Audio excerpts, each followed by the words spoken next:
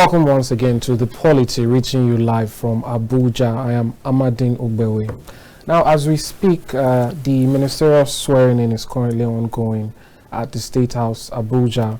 President Bola Tinubu is swearing in his ministers, the persons who we directly carry out his renewed hope agenda for the country. We've seen that a number of ministers have already been sworn in, including former Governor of Rivers State, Governor Wike, former Ebonyi State Governor, Governor Mai, and so many others. This will dominate the conversation for today. We'll be taking a look at the ministers, their portfolios, what this could mean for Nigeria, for the state of the nation, and what it means for the president himself, his agenda for the nation.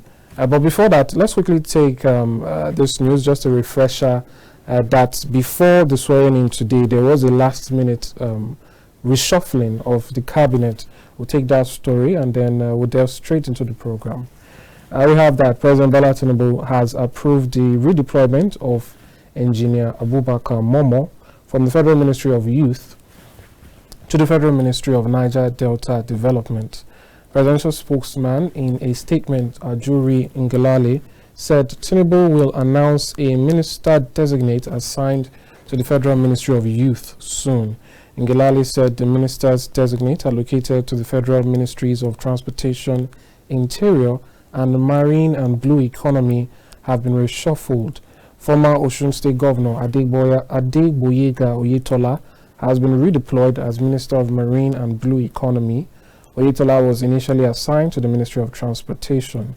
Tinubu also redeployed Bumi Tunji Ojo as Minister of Interior.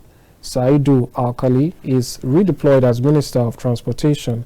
Furthermore, both ministers of state in the oil and gas sector are now domiciled in the Federal Ministry of Petroleum Resources with the following designations.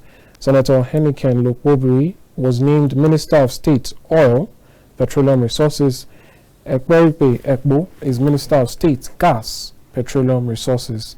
Tinubu also approved the renaming of the Federal Ministry of Environment and Ecological Management as the Federal Ministry of Environment. Ngelale further stated all aforementioned changes take immediate effect by these directives of the President. Clearly, this took effect before the swearing in today, so what we just read here is what is currently ongoing at the State House. Now we're diving straight into the matter, again, on the issue of ministerial appointments, portfolios, and what to expect, or possibly what we could be seeing with the President's agenda. I've been joined in the studio now by Mr. Ose Anenih. He's a PDP member, he's a policy analyst, and he's here to do some justice to the matter. Good afternoon and welcome. Glad to be here. It's been a while. Yes, I took a break from public analysis of events, but it's always a pleasure to be on the studio. All right, thank you so much for coming. Yeah. Right, before we delve into what's currently happening, there was a process that led to this. Just before, I think just around when President Buhari was leaving, or had he just left, where we saw the amendments that the President has about 60 days after inauguration to get his list out. This is coming after we saw that the President himself, at the time, President Buhari, took about 6 months to announce a cabinet. Now, today they are swearing in, but we know that President Tinubu just barely met the deadline, and he only met it sort of halfway because there were names coming after. I believe there's still a name or two still expected, even as we speak. So what do you make of that issue? I think we expected, or were told, that President Tinubu would hit the ground running. And so a lot of people's expectations was that as soon as he was sworn in, he would inaugurate his cabinet. And this sort of illustrates the importance of laws and maybe the importance of society going through experiences that then it can then use laws to prevent against. So if we hadn't had Buhari's recalcitrance in naming ministers for about 6 months, we wouldn't have had that amendment that made it mandatory for the president to submit his list within 60 days. And God knows how much longer the president would have taken to compile a full cabinet, because, like you said, he still doesn't have one. And then we now go then to, you've taken 60 days. The expectation, again, if you recall, one of the things that the APC campaigned about was President Tinubu's almost supernatural ability to attract the best talent in the country. Yes. And so you expected that even when he took 60 days to name his cabinet, it would be full of superstars of the caliber of Fashola of that time, of Okonjo-Iweala, of Akanga, of these other stars that we have seen perform as ministers, even the late Dora Akunyili. And what we received instead was the biggest cabinet list ever in the history of Nigeria that I can recall, and it was populated with politicians, people of questionable character, and mediocre individuals at best. You have a handful of people, maybe 5 or 6 of them, that stand out, but that's barely how many percent in a cabinet of 40, 48, maybe 50 now if you're including the outstanding ones. To only have 6 people that you can point to and say these are performers, I think is a problem. But do you see any issue in terms of perhaps constitution or legally, the fact that, he didn't meet that deadline? People say the law or that particular amendment is kind of reminds them of Chapter 2 of the Constitution, where things are said, but there's really no, would I say, consequence to it not being done.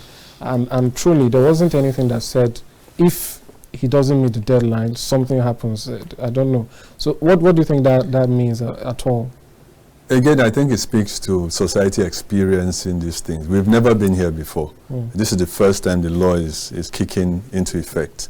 And so we have seen a lacuna where the president appears to observe the law, but there's no penalty, like you said, and the National Assembly isn't giving any whip, almost to whip the president into line, to make him comply. Imagine if you had a situation where the president has to nominate, or if he doesn't, the National Assembly can then nominate. That I think would have forced compliance with the law.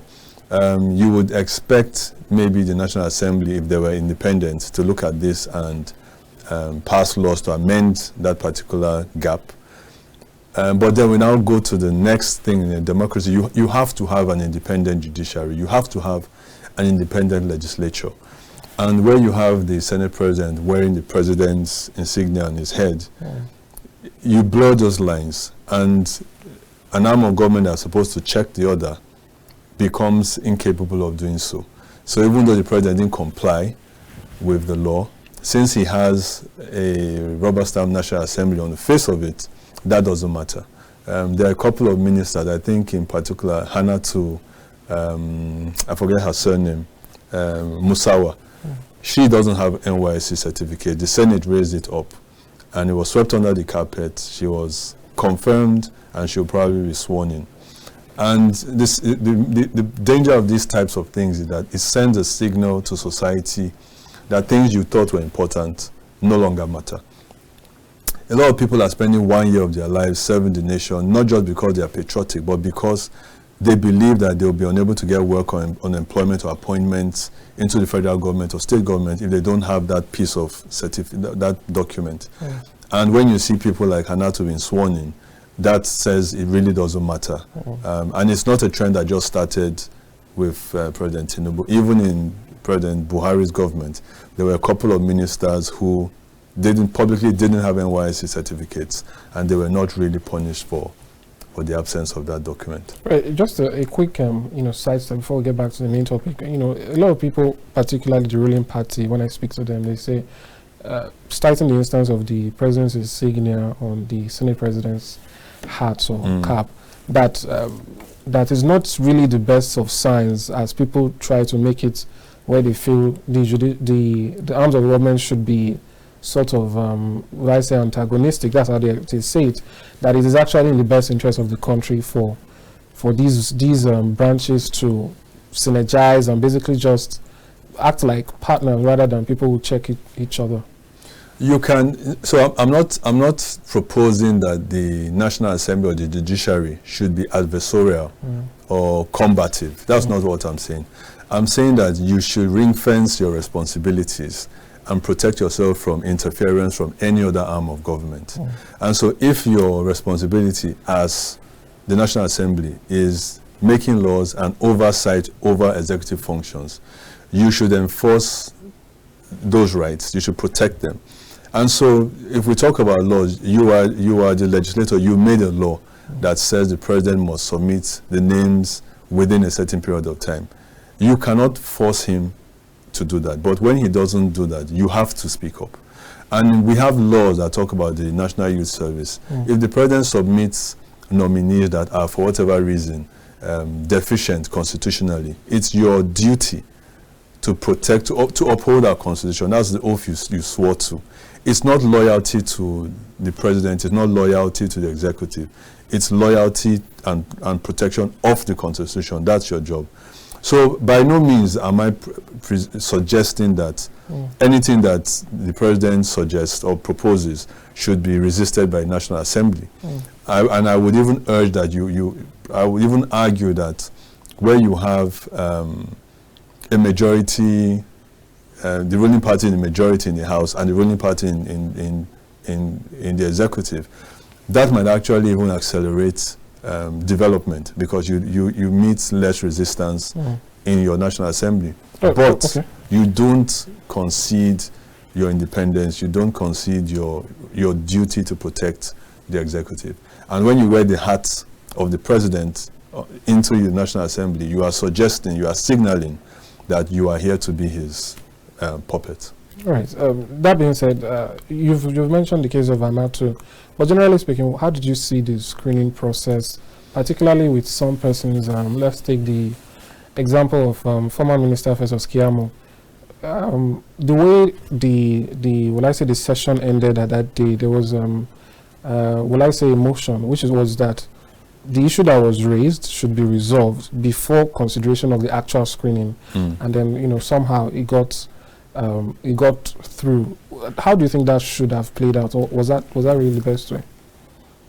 So first of all, I'll speak about the general screening process. I think it's frustrating and it's a waste of time to submit ministers without portfolios, because then you have no way of assessing their competence or not, like I hope we're going to do in this show. So if you just submit random names, what exactly are you querying? And so that's why I think the Senate would then devolve to things you have done, regardless of your ministry. So for instance, for El Rufai, there were issues I think raised up. He didn't get his security clearance, but that has nothing to do with any office he may have been allocated. And with Festus Keyamo, who I'm surprised somehow managed to miraculously make the ministerial list. He was summoned to the National Assembly. He refused to come. He accused them of being corrupt. And the senators were rightly in order to take him to task for those statements he publicly made. Why should we confirm you when once you get confirmed, you will not recognize our powers of oversight over you as enshrined in the Constitution? I'm surprised they cleared him, because there really isn't any answer to that. To be confirmed, you will say these politicians will say anything they need to say, but once they get into power, it's a different kettle of fish. All right, so let's start to get into the ministers themselves. Before I maybe bring specific issues, I'd like to get your thoughts generally. You've mentioned that there are some bright spots here, but the way you say it is as though is little, is tiny. So I don't know. Perhaps let's start with the major, and then let's move to the minor. Okay. What are the issues you have? Why do you think that this list, the biggest we've seen, might not be the best? So I wouldn't have argued about the size of the cabinet if it was a cabinet set up to solve Nigeria's huge problems, because they are huge. We have growing insecurity, we have unemployment, we have a food inflation is almost reaching 30% now. And so if the president had come out and had made the argument that, yes, everybody needs to tighten their belt, but I need these people to help us fix these problems because they are so huge, there wouldn't have been a problem. You wouldn't have received any argument from me. But unfortunately, what we saw, if we want to speak about the minor, is if we're looking at the aviation sector, for instance, or the major, because there are more bad eggs than good ones. We're looking at the aviation sector. We're looking at airlines closing. We're looking at the crisis in the industry. And then you put in a Festus Keyamo, who has no regulatory experience, who failed as Minister of Labour. You are bringing him in to head that critical sector at a time where we need to spike growth there. Dele Aleke, I think, is a very competent person. I think he was, in the short time we saw him as special advisor to the president, you got a sense of his power or his ability to wield power. And professionally, he's a media person, he's an information person. You would have thought he would have moved into Ministry of Information. I suspect his skills, he was sent to Solid Minerals simply to whittle down the influence he has on the president and on government. And I think that's the waste. I don't think we should be making those types of appointments. If you look at humanitarian ministry, they made a young lady, Dr. Betta Edu, the minister of that ministry. The problem I have with that particular appointment is that she was Commissioner of Health for Cross River State. Yeah. And she actively resisted the effort of NDDC to save Nigerian lives and test people because she was under, I believe, an instruction to maintain this falsehood that Cross River State has 0 COVID-19 cases. And even though people were dying across the nation, she stuck to that marching order and actively resisted the federal government's attempts to save Nigerian lives. We have the largest single population of poor people in the world. We're the poverty capital of the world. We need urgent social interventions. What she might be good at is now forging the numbers. And you'll start hearing, I believe we'll start hearing that Nigeria is climbing out of poverty. The numbers are not as advertised, and we're going into semantics. Instead of getting someone who will look at the problem and actually solve it. And I worry about that because if you look at the indices of failed states, it's these types of poverties and unemployment and galloping insecurities and inflation, food inflation, that forces societal structures to break down. And so you need someone competent to go in there and at least put food on people's tables, put food on the poorest of the poor people's tables. We saw in Adamawa already, people have started looting warehouses. It's a very small step to see that replicated across the nation. So for me, that was one serious concern. I mentioned insecurity. How then do you make Matawale and Baduru, two governors who under their tenure and security in their states ballooned? How do you make them ministers of state and substantive minister for defense? They have no security background, no security training. If fighting security is important to you, how then do you give them those critical portfolios? I could go on and on. But where do we start? Where do we end? It's a lot easier maybe to speak about the good lights. I can speak about Bosun Tijani, who I think is going to transform the digital economy. I think. What do you make of the friction or the tension with him getting there? Some persons say, or do you think it goes past that screening hall there? Do you think he goes into government and he's still meeting? Because we saw a lot of, will I call it uproar from party loyalists and so on. We saw letters. We saw it was almost as though a very terrible person has somehow gotten there. So do you think that would affect how he performs? Because we heard stories of people who had stellar records before, delving into governance and somehow not performing as well. Do you think that backlash might affect him in any way? I don't think so. He didn't delete his tweets. He didn't delete his opinions. And I think when he was pressed, because they really pressed him at the screening, he just passed it off as the energies of youth. I think he's a very strong character. I think he's going to be very independent. And I think more importantly for the Tinubu government, he sort of has brought in support from that tech community who can now look at the cabinet and see one of their own in that space. For us as Nigerians, under Pantami, we were seeing a restriction of our social freedoms of speech, for instance, and an attempt to clamp down social media use. I don't expect we'll see those types of incursions under Bosun Tijani, who is a free speech advocate and who believes in the powers of these social networks. So it's all in all is good. I think he will grow the digital economy if he's allowed to operate. They come in with a roadmap. They were part of the drafters of the Nigerian Startup Bill. So under the ministry, I expect to see it funded and implemented. So just to cut in there, I've seen you respond on social media, but I'd just like to hear you on air. There were talks that, I was going to ask, how do you think President Tinubu was able to pull this off? Because there were talks that these, will I call them this demographic or this bloc attempted to, reach out to all parties to get that buy-in or to get that involvement and participation, but they were rebuffed or they were not answered. You're a PDP man, so I'm wondering what really happened. Is there any truth to that?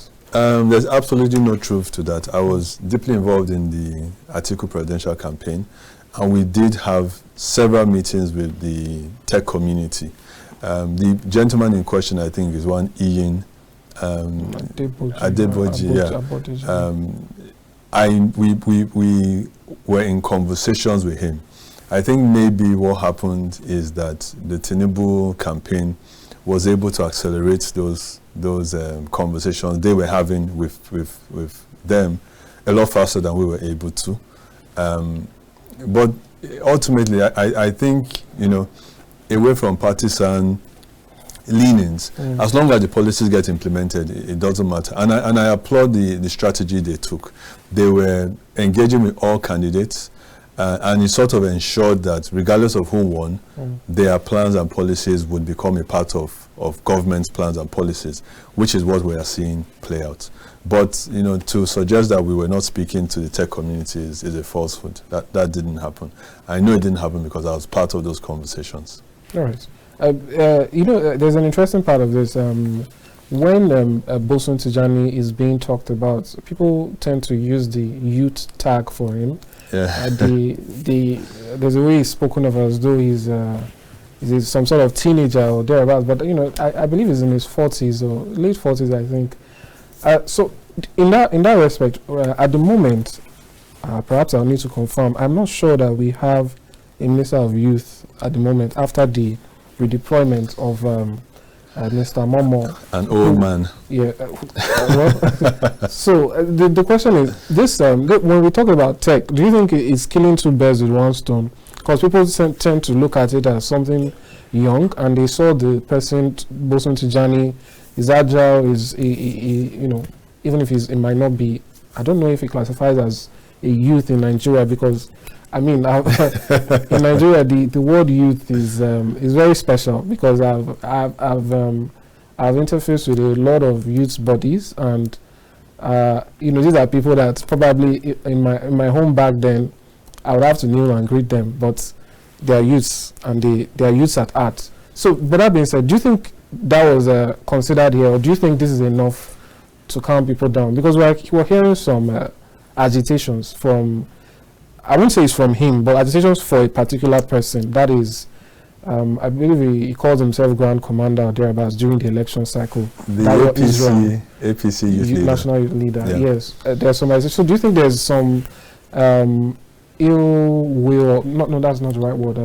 Will I say discontent that the youths have not been captured there? Or do you think this digital economy position sort of, makes things easier to bear? Really interesting question. I'll try and answer in several ways. I am not happy. Again, I spoke about the scale of Nigeria's problems. I'm not happy that ministerial positions are being given out as party favors. We already have the past APC chairman. We have the past APC woman leader. I think we have the past APC deputy spokesperson in the cabinet already. I don't think the APC's NWC should be a ladder to ministerial cabinet positions, because party administration is a totally different thing from governance. So while I understand Dayo Israel's agitation, he was very loud during the campaigns, and the youth demographic is a very important one. You know, we were the major, not we, see me calling myself. They were the largest voting bloc across all the political parties.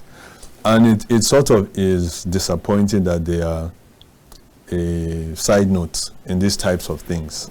That you are not deliberately looking to appoint someone who represents and promotes the interests of that group. I would have thought, along with the Niger Delta, they would have been first on the list, first and second, youth and Niger Delta.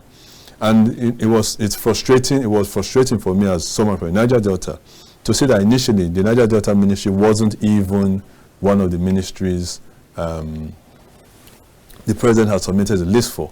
I think it was when we started agitating that they reconsidered that position and brought it back, because it didn't make any sense. How do we need to ramp up all production. We've seen what happened in 2015. We saw what happened in 2015 when Buhari came in and suspended the amnesty program and all production dropped.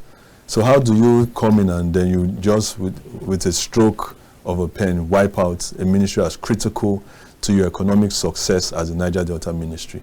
So I'm happy it's back, but I'm concerned that along with youth, Niger Delta ministry appears to not be front in mind of the president.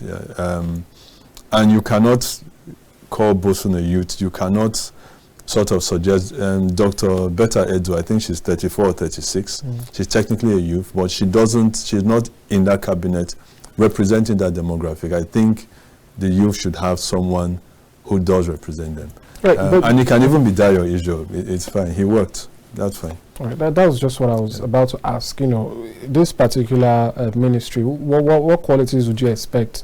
And the reason I ask is, to bring your party into it.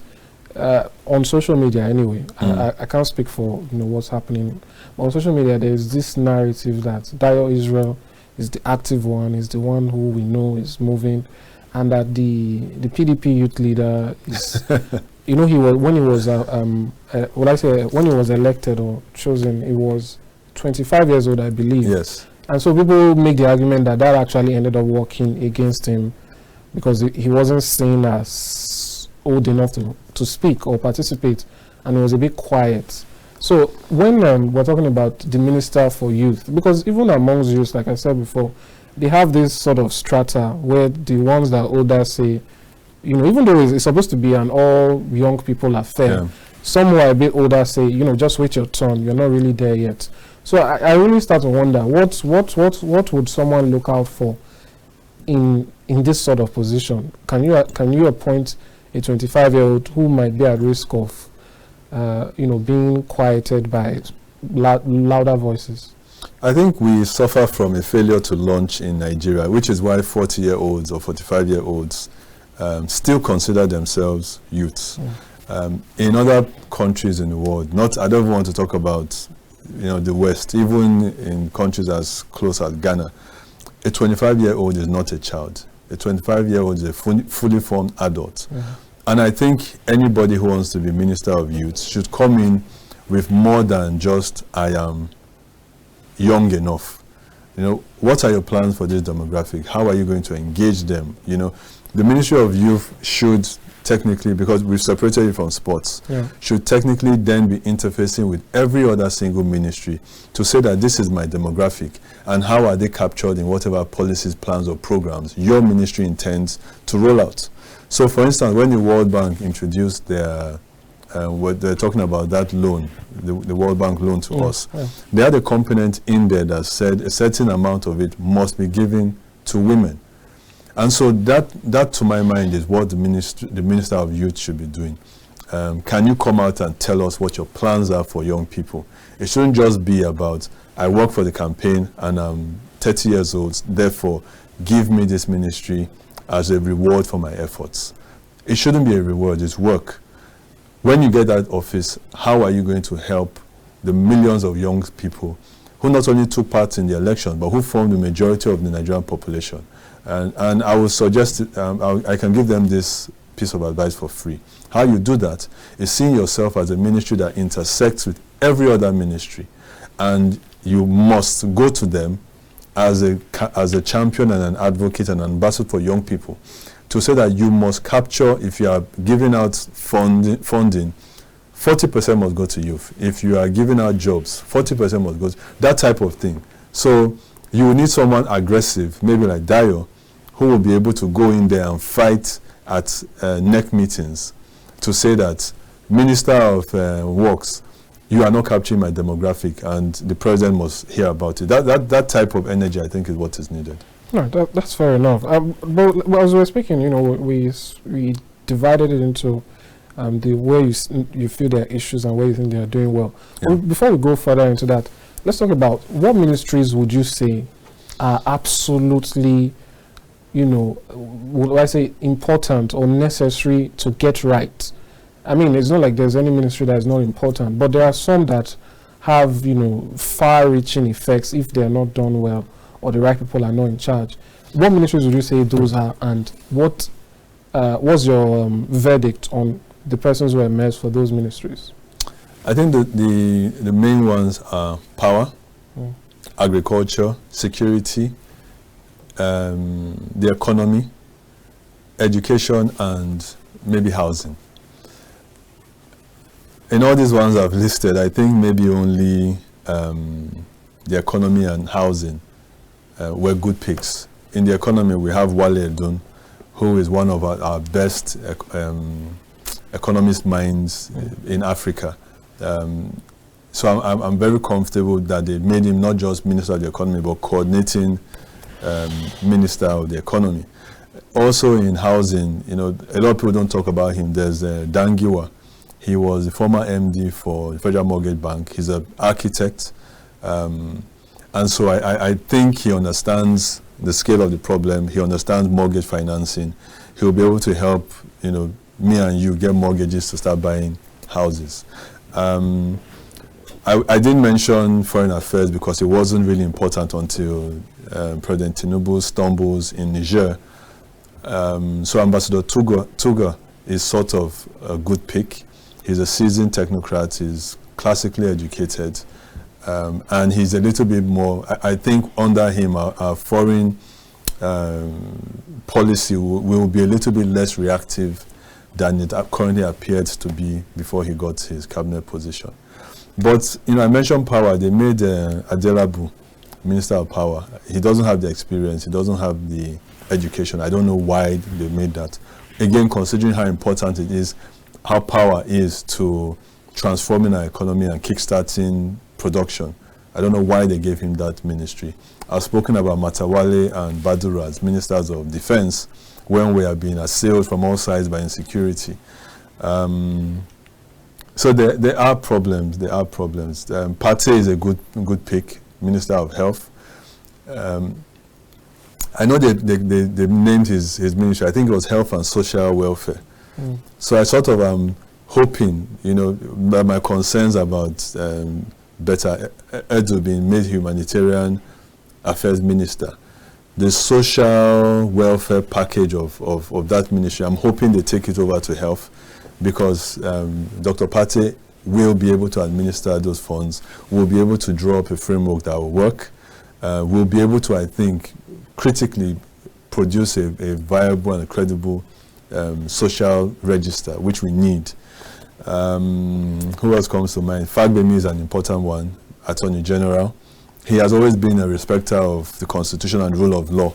So even though, we have the episodes with Emefiele and Bawa and their rights not really being respected, I don't expect to see much more of that type of thing under Fagbemi as Attorney General of the Federation. He will use the law to prosecute you, and I think he will also respect the rights of citizens. Would he go against his principle? I think the fact that he has been picked suggests that his principal believes he will act in his best interests. So it won't be about going against his principle, but it will be about achieving his principles, aims and objectives in a way and manner that doesn't violate the Constitution. And I think Fagbemi has the skill to navigate that maze. One guy I have to mention, my leader, Governor Wike. If anybody was going to come into the FCT and transform it, if anybody had the will that you need to come in and fight the entrenched interests, I think he's the first Southern Christian for about 46, 47 years. And you're already seeing on social media a reaction to his appointment. If anybody can go in there and put the Abuja master plan back on the map, it's Governor Wike. So it will be difficult, it will be tumultuous, but I believe he will succeed as Minister of the FCT. Oh, that's fair enough. Do you think the bright spots you've mentioned, do you think they're enough to offset, whatever you feel might be lacking in other ministries? No, and that's the unfortunate thing about it. I expect we'll see, if the courts don't overturn the election, I expect we'll see a mid-term review, and some of these other ministers will be shown the door. I don't think President Tinubu is the type of person who is afraid to change his mind. You saw it with the ministerial nominee who was turned back at the National Assembly. You've seen it with the rejigging of these appointments. You even saw it, I think, which I think was very brave, with the way they handled the El-Rufai matter. I think if you start, because a lot of these people will underperform, and Tinubu has satisfied any political debts he owed. But if you underperform, I think he's going to have to quickly show you the door so that Nigeria can get working again. All right, that's fair enough. You mentioned El-Rufai. What actually did happen then? Are you aware? I don't think he should have been nominated in the first place. I think a federal minister must represent Nigeria. El-Rufai has come out publicly. He's very sectional. He's very divisive. Many of you must have seen those videos where he was talking about how he manipulated the Muslim ticket in Kaduna and pushed it through by deliberately deceiving Christians. That type of character has no business on the national stage. So I celebrate the fact that he wasn't cleared. I celebrate the fact that he is not a minister today. But I think, and this is maybe something I worry about, I think there's palace politics at play here. Because people with larger corruption issues, with larger integrity issues, were cleared and are ministers today. El-Rufai has never hidden his ambition, thinly veiled ambition to be president of the country one day. I think he was not cleared because people were concerned about not just how disruptive he would be within government, but how a ministerial appointment would elevate him so much into national consciousness that he would become a truly credible presidential candidate, if not in 2027, but in 2031. Yeah, but some persons say the way it has happened is still having that effect, because it's becoming sort of the martyr or the rebel who has to stand for his people, so to speak. They're saying we might be seeing another. No, but that's fine. Like I said, he's very sectional. So, and you are not going to win a Nigerian presidential election by being sectional. You mentioned President Buhari. I think Buhari had to reach across Nigeria. Do you think to become president? I can't do that? I think a lot of people are concerned about the type of politician he is. I don't think he's able to build long-term trust in people. For instance, I would be concerned if El-Rufai was my deputy or VP, because I feel his ambition is almost an unguarded one. So I think he will struggle. I think this is a blow to his ambitions, but I expect him to come back and work, not with this government, work against it. So it will be interesting to see how that plays out. All right. Let's go back to the FCT. Governor Wike. Perhaps it's the elephant in the room, but that's a PDP member. I don't think he has officially renounced or denounced his membership. But more than that, just this morning, we saw a tweet, some sort of congratulatory tweet, and it's been coming from different quarters anyway, but one in particular. This is from the governor of Adamawa State, someone who is said to be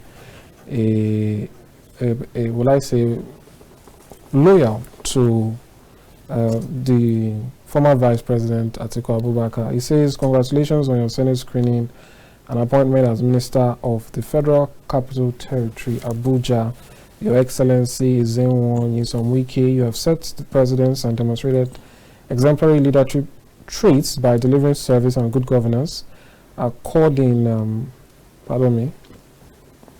I trust that you will continue to work for improved growth and development of the FCT, just like you did in Rivers State and as governor.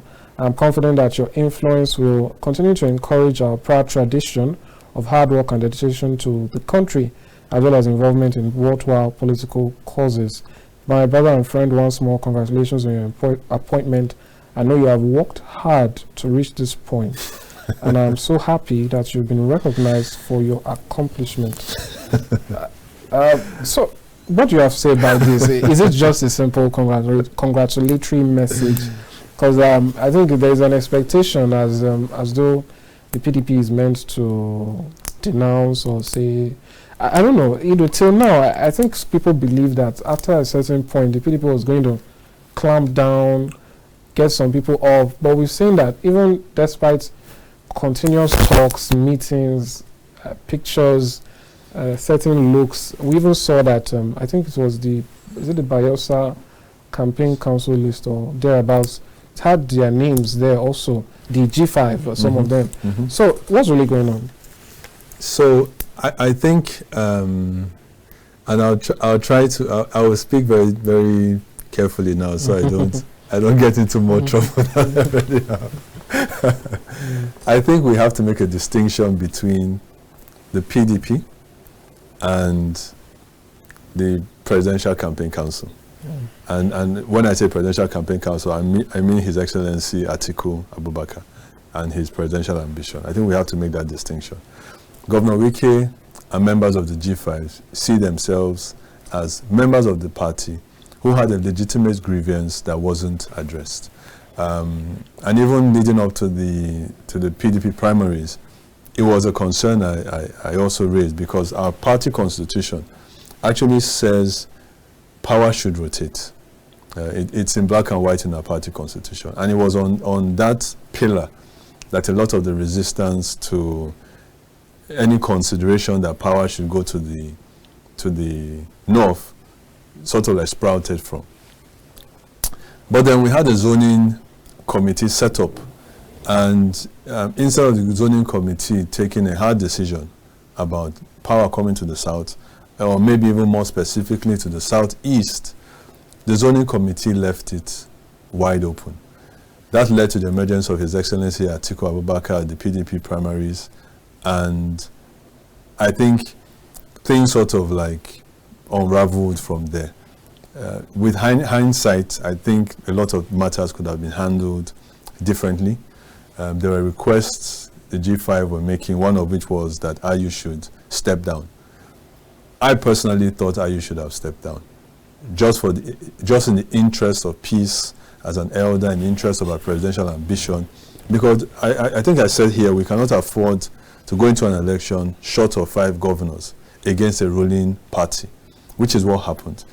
So we went into the election without the G5, we went into the election without Peter Obi's and his obedience, and it was always going to be an uphill task in those circumstances, winning the election. And so the PDP will still lean on the services and skills and talent and leadership of Governor Wike and Governor Sheyi Makinde and the other members of the G5.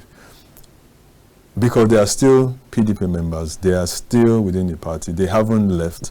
They haven't indicated any desire to leave. In fact, they have resisted attempts. They have preemptively resisted attempts to be expelled by getting court injunctions. So they are members of the party. They believe they were wrong. They believe their fight was a righteous one. I think, you know, a little bit more diplomacy should have been employed on both sides. That didn't happen. But, I mean, it's what it is. Governor Wike remains a PDP member, remains a leader within the PDP, remains my leader, and he is now a minister of the Federal Republic of Nigeria. So, is that encouraged? Is it to be encouraged? I mean, from as a party man, is this something you will I say you encourage? That's the word, really, for persons within your party to be able to find ways into government from opposition. Doesn't matter if it's just federal or national. So I don't want to be hypocritical. One of the things, you know, so if you look at Atiku's manifesto, we called it the Unity Seed. It was Unity, Security, Economy, Education. Where was the D? Was development, I think it was. Restructuring. Restructuring was one of them, yes. Unity involved, because again, I keep on talking about the scale of the problem, and I keep on referencing 1999 when we came into office in very similar circumstances, and at that time we formed an alliance. Our cabinet was people from different political parties, and His Excellency Atiku had said on several different occasions that if he is sworn in as president, he will bring in people from other parties because of the scale of the problems, and because I think he needs to build elite consensus across the nation. So I don't want to come here and be a hypocrite and say that President Tinubu doing that is a bad thing, because we were going to do it. If I have any concerns at all, I would have just said, you know what, we are in court. I would prefer to have waited to the courts determine who the president is. And then when that's done, then you can join or not join. But in principle, there absolutely is nothing wrong with anyone volunteering to serve, not the APC and not President Tinubu, but volunteering to serve Nigeria.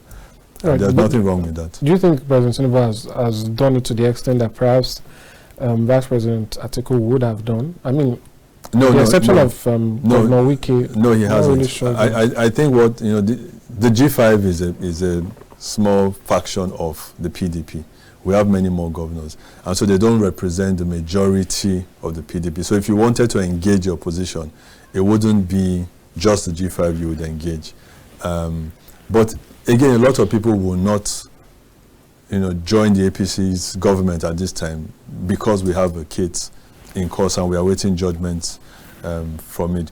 But again, personally, the principle, there's nothing wrong with it. Atiku would have done it. Peter Obi said he would do it. Tinubu said he would do it.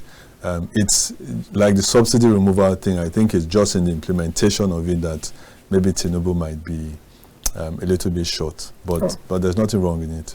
Right. Let's talk about one of these ministerial portfolios. Ministry of. Let me get the correct new designation. It's the marine one. No. Okay. That's another issue. But I want to speak about the Federal Ministry of Petroleum Resources. It seems as though we are getting what we got under President Buhari.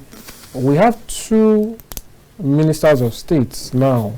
Senator Anenih Ogbewe is Minister of State Oil, Petroleum Resources. We have Ogbewe is Minister of State Gas, Petroleum Resources.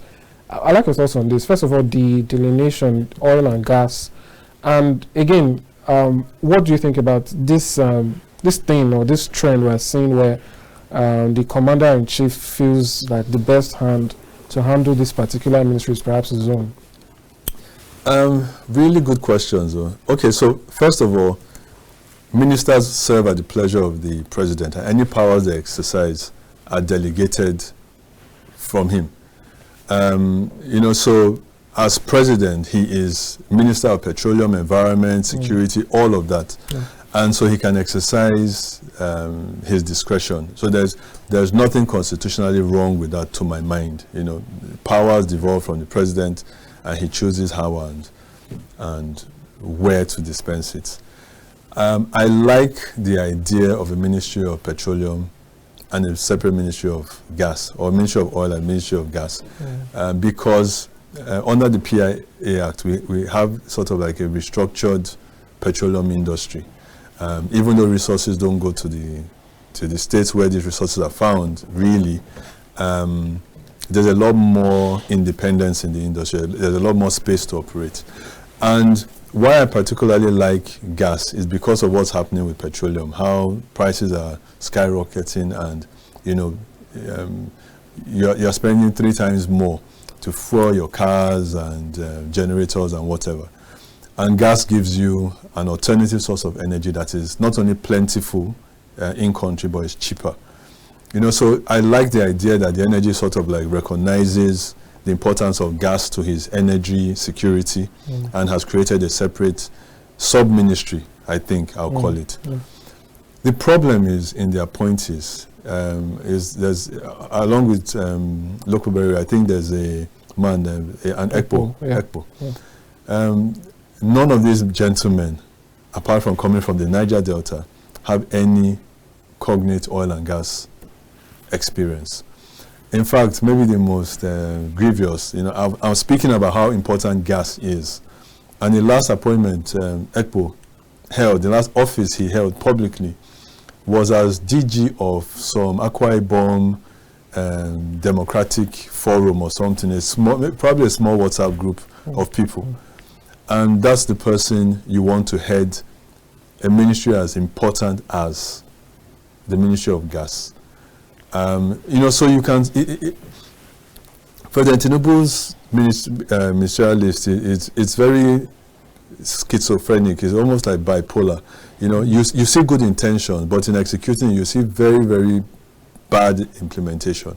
So even though oil and gas ministry separation is good, you have to put people in who can drive this thing. And he hasn't done that. And so all you've just done is increase overheads and increase government expenditure, but without a commensurate or potentially commensurate increase in productivity from those areas. So it's a worrying appointment. That particular one is a very, very worrying appointment. All right.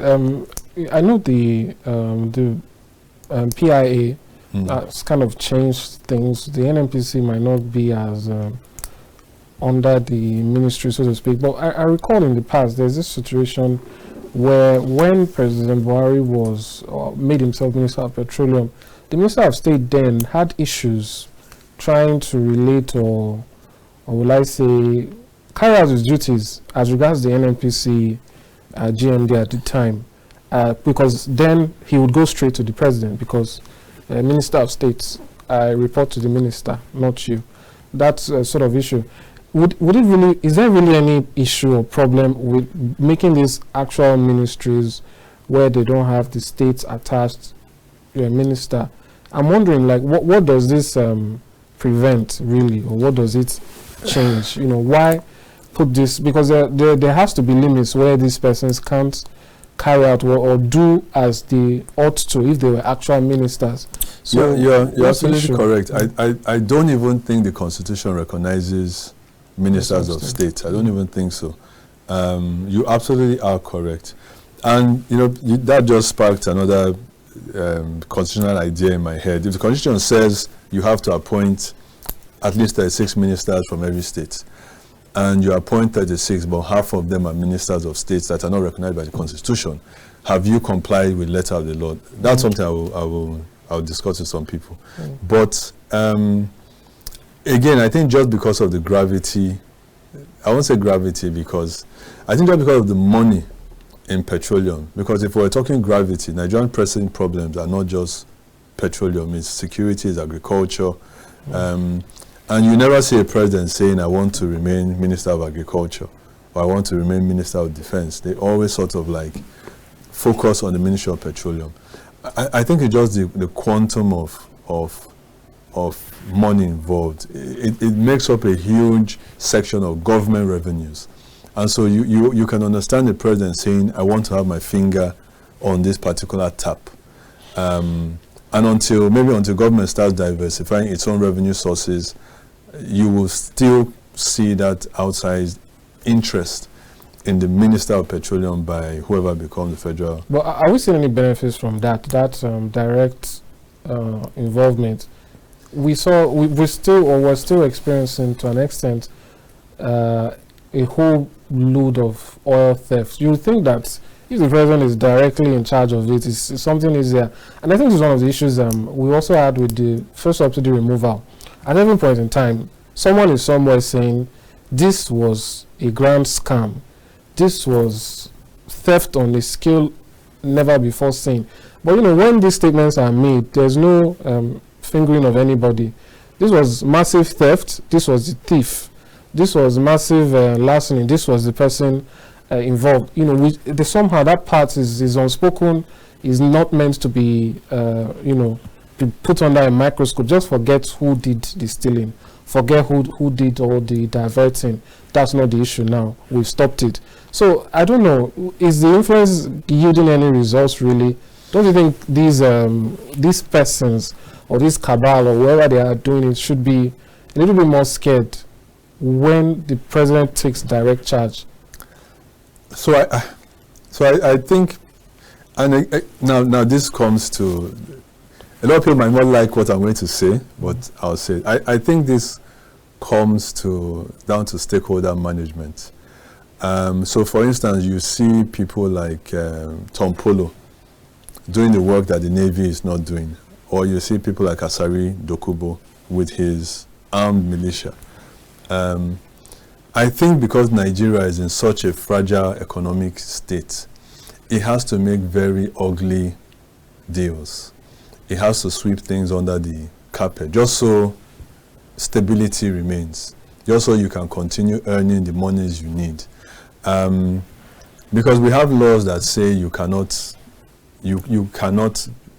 own a private militia, you cannot hold arms, they must be licensed by the police.